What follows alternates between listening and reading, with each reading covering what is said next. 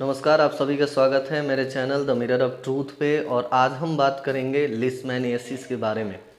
लिस्मेनियासिस एक parasitic disease है जो प्रोटोजोन पैरासाइट लिस्मेनिया डोनोवेनी के द्वारा प्रमुख रूप से होता है। तो आइए हम बात करते हैं लिस्मेनियासिस के बारे में। वीडियो को शुरू करने से पहले कृपया करके चैनल को सब्सक्राइब करें। लिस्मेनियासिस की बात करें तो इसके वेक्टर और होस्ट की बात करें तो ये एक वेक्टर बॉर्न डिजीज़ होता है। ये एक सैंड फ्लाई के बाइट करने से होने वाली बीमारी है, इसीलिए इसको वेक्टर बॉर्न डिजीज़ कहा जाता है।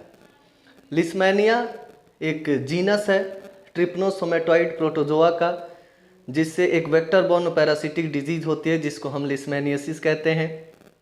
यह बीमारी सैंड फ्लाई के काटने से फैलती है। फ्लीबोटमस एक जीनस है जिसके सैंड फ्लाई के काटने के द्वारा ये बीमारी होती है। लिस्मेनियासिस जो है वो second largest parasitic killer disease है। ये दुनिया का दूसरा ऐसा पैरासाइट से होने वाली बीमारी है जिससे बहुत सारे लोगों की डेथ होती है, खास करके अफ्रीका में, एशिया में और साउथ अमेरिका के कुछ देशों में। तो ये काफ़ी बड़ी किलर डिजीज़ है, पैरासिटिक किलर डिजीज़ है जो लोगों की जान ले सकता है। तो आइए बात करते हैं लिस्मेनिया के बारे में। क्लासिफिकेशन क्या है इसका।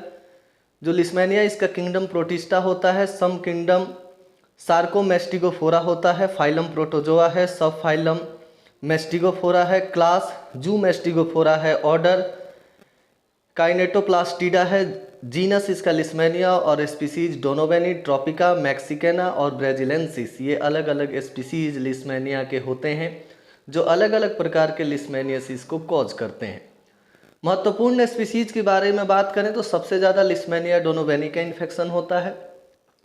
इसके अलावा Leishmania tropica, mexicana, braziliensis, Leishmania major, Leishmania guyanensis and Leishmania lainsoni का इन्फेक्शन ज़्यादातर हमें देखने को मिलता है। ये महत्वपूर्ण स्पीसीज हैं लिस्मेनिया जीनस के जो इंसानों को अलग अलग प्रकार के लिस्मेनियासिस की बीमारी कॉज करते हैं।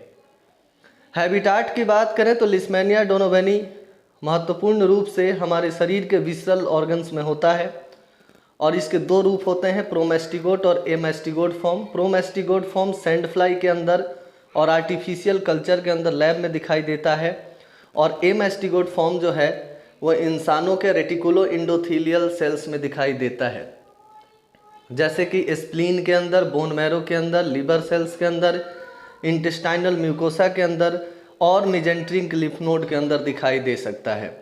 मॉर्फोलॉजी की बात करें तो इस पैरासाइट के दो रूप उपलब्ध हैं। हेमेस्टिगोट फॉर्म जो ए फ्लैजिलर स्टेज होता है जिसमें फ्लैजिला नहीं होता है।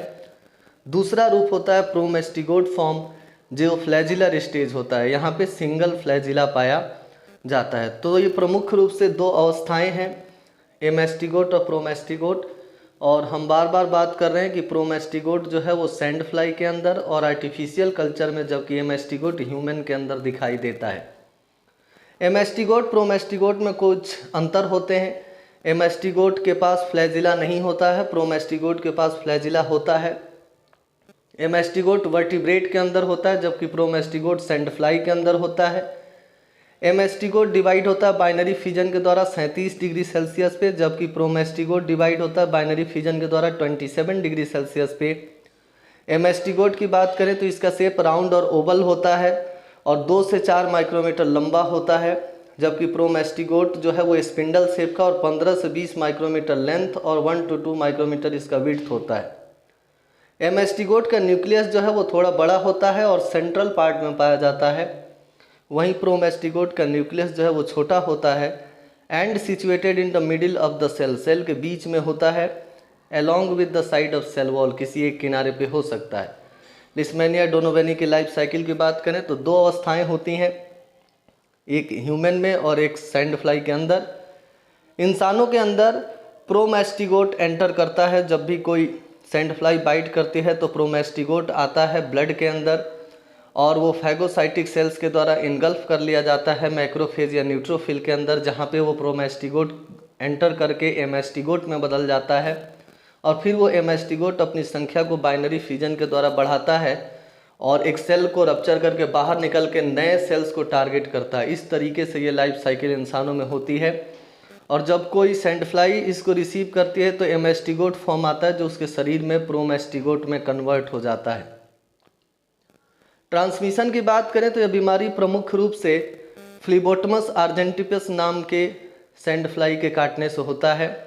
एंड लेस फ्रीक्वेंटली कभी कभी ये बीमारी ब्लड ट्रांसफ्यूजन के सहारे या माँ के गर्भ में पल रहे बच्चे के अंदर कॉन्जेनाइटल इन्फेक्शन या एक्सीडेंटल इनोकुलेशन, जब कभी लैब में कल्चर किया गया प्रोमेस्टिगोट किसी लैब वर्कर के शरीर में चला जाए, या सेक्सुअल इंटरकोर्स के द्वारा भी कई बार ये बीमारी ट्रांसफ़र होते हुए देखा गया है।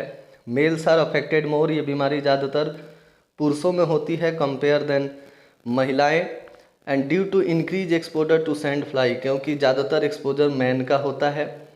रिजर्वायर की बात करें तो लिस्मेनिया डोनोवेनी इंसानों के अंदर पाया जाता है इंडियन सब कॉन्टिनेंट में। वहीं अफ्रीका में ये रोडेंट्स जैसे चूहों के अंदर ज़्यादातर पाया जाता है। ब्राज़ील और सेंट्रल एशिया की बात करें तो वहाँ पे जो फॉक्स होती हैं उनके अंदर लिस्मेनिया डोनोवेनी प्रमुख रूप से पाया जाता है। और चाइना के अंदर लिस्मेनिया डोनोवेनी डॉग्स के अंदर देखने को मिलता है। तो human, rodents, fox and dogs ये 4 प्रमुख रिजर्वायर हैं।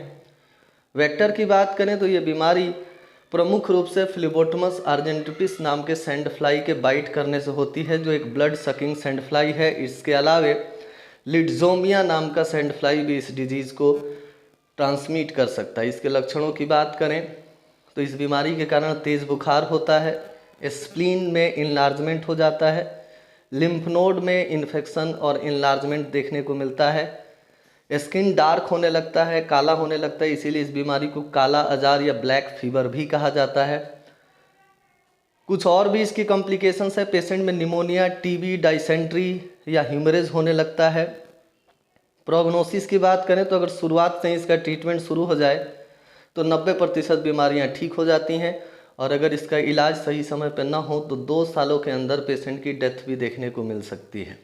कृपया करके इस चैनल को सब्सक्राइब करें और वीडियो को ज़्यादा से ज़्यादा शेयर करें। धन्यवाद।